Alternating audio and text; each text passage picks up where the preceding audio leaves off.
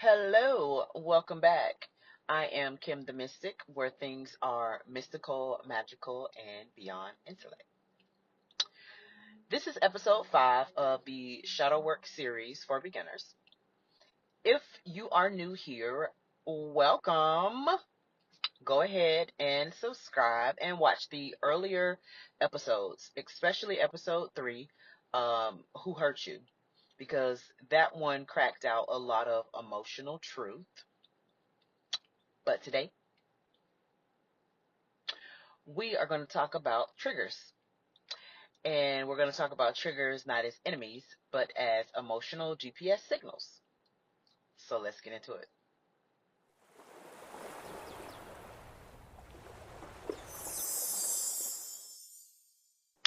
Your triggers are just not random.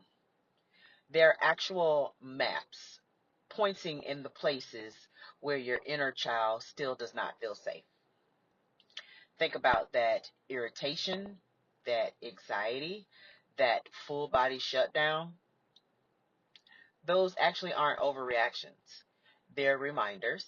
They're reminders that you're not reacting to what's happening now. You are reacting to what it reminds you of. And most of the time,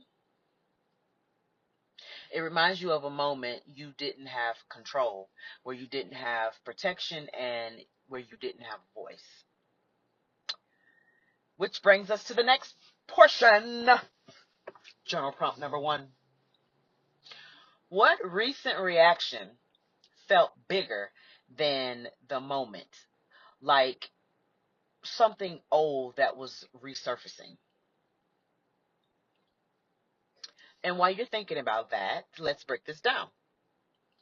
Say someone ignores you or, ignores your message, and suddenly you start spiraling. It's just not about that person. It's about the time your needs were consistently dismissed as a child. It's about the moment you realize, if I don't stay small and silent, I might get left out. Ooh. So triggers are actual messengers. They don't come to destroy you, they come to alert you. And it gives you something that is a sense of something that's unhealed, but still lives inside, still lives within. The goal of shadow work isn't to never be triggered. The goal is to be curious and instead of defensive. Which brings us to journal prompt number 2. What story do you tell yourself when someone triggers you? For example, I'm too much, they're going to leave, or I always mess things up. Those thoughts, they come from old wounds. They don't come from present ones. They're all old wounds. And until you pause and address them and question them, you're going to keep mistaking your pain for your personality. Let that simmer. Because here's what self-awareness does. It buys you space between the trigger and your response. I'm going to say that again. Self-awareness buys your space between the trigger and your response. Because that space, that's your power. You didn't think about that, did you? Brings us to journal prompt 3. What response would feel more empowering the next time you trigger? Think about it. Imagine what it would feel like to witness your own trigger without spiraling. Imagine that. To actually be able to breathe through it instead of breaking from it. To pause, to not suppress, but to understand what's going on and how to deal with it. that is when you start to heal. That is called healing. It's not loud, it's not performative, it's not attention seeking.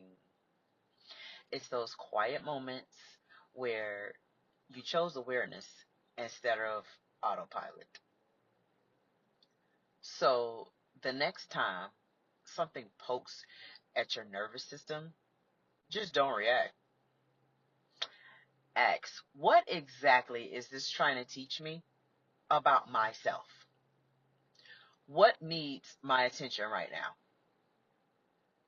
Because I'm going to tell you, every reaction is like a breadcrumb. And when you follow it, what you think happens? You don't find your pain, you find your power. So the next time someone says you're too sensitive, you are not too sensitive. You are finally listening to what your body has been screaming for years. That's called divine work.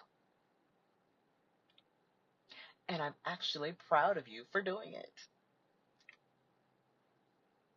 So if this landed, drop a comment. Let me know what triggers you're learning from. Make sure to subscribe and hit the bell so you don't miss the next episode, which will be episode 6, the ego versus the shadow. Because one protects you and one sabotages you. And always remember, you're not overreacting. You are overdue for release. Until next time, stay mystical, magical, and continue healing out loud.